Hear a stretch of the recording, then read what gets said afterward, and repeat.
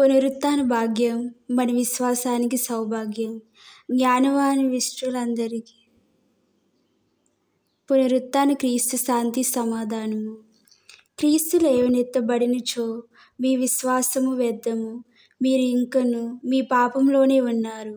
క్రీస్తునందలి విశ్వాసముతో మరణించిన వారును భ్రష్టులైనట్లే. ఈ ఉత్థానం మనలో క్రీస్తు ప్రభుని పట్ల వ్యక్తిగతమైన విశ్వాసాన్ని, నమ్మకాన్ని, ప్రేమను ప్రేరేపించాలి. మానవాళి మరవలేని ఘటన, నూతన సృష్టి గావింపబడిన సంఘటన. సమస్త వారి రక్షణ మార్గం, అంధకారం నుండి వెలుగులోని ప్రవేశం, మరణం నుండి శాశ్వత జీవానికి ద్వారం ప్రభు పునరుత్థానం. ఆదాము పాపంతో పతనమైన మానవులను తండ్రి దేవుడు పాప విముక్తిని గావించిన శుభవర్తమానం క్రీస్తు పునరుత్థానం.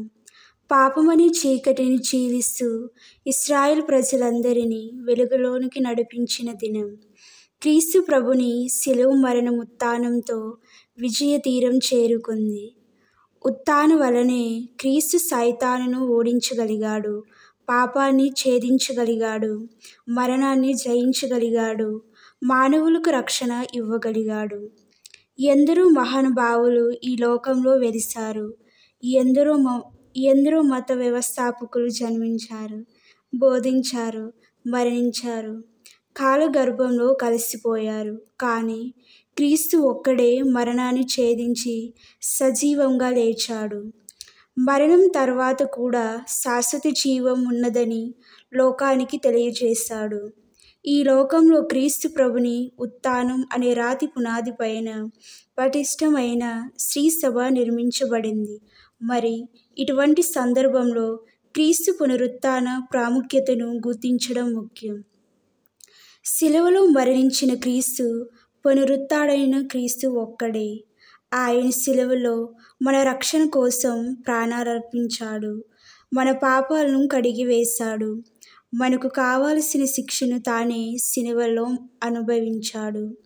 చిట్ట చివరిగా మనమందరం గ్రహింపవలసిన ఒక ముఖ్య విషయం ఏమిటంటే, లోకంలో చీకటి రాజ్యం ఏలితే వెలుగుకు విలువేముంది?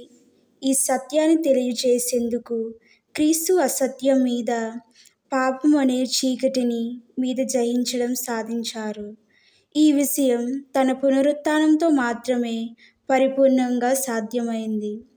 తన సందేహం విశ్వవ్యాప్తం కావడానికి పునరుత్థాన మార్గం సుగమం చేసింది. మానవుల జీవితాల్లో చీకటిని జయిస్తూ వెలుగు రాజ్యం ఏలని ఆదర్శంపై ధర్మం కూడా గెలవాలని సత్యాన్ని త్రోసివేసి సత్యమనే నిత్యమని క్రీస్తు పునరుత్థానం ప్రజావాళికి తెలియజేసింది. ఒక్క మాటలో చెప్పాలంటే, మనుషులు పరిపూర్ణ రక్షణ క్రీస్తు పునరుత్థానంలో సాధ్యమైంది. ఈ పునరుత్థాన పండుగ దినముల్లో క్రీస్తువులమైన మనమంతా స్మరించేది ఈ రక్షణ చరిత్రనే. చీకటి నుండి వెలుగులోనికి, దుఃఖం నుండి సంతోషానికి, పాపం నుండి పరిశుద్ధలోనికి మార్గం చూపేది క్రీస్తు పునరుత్థానం. మరి అటువంటి క్రీస్తు పునరుత్థాన సత్యాన్ని తెలుసుకొందాం, అనుభవించుకొందాం. మనము కూడా ఆ పునరుత్థాన క్రీస్తుతో మృత్యుంజయులం అవుదాం.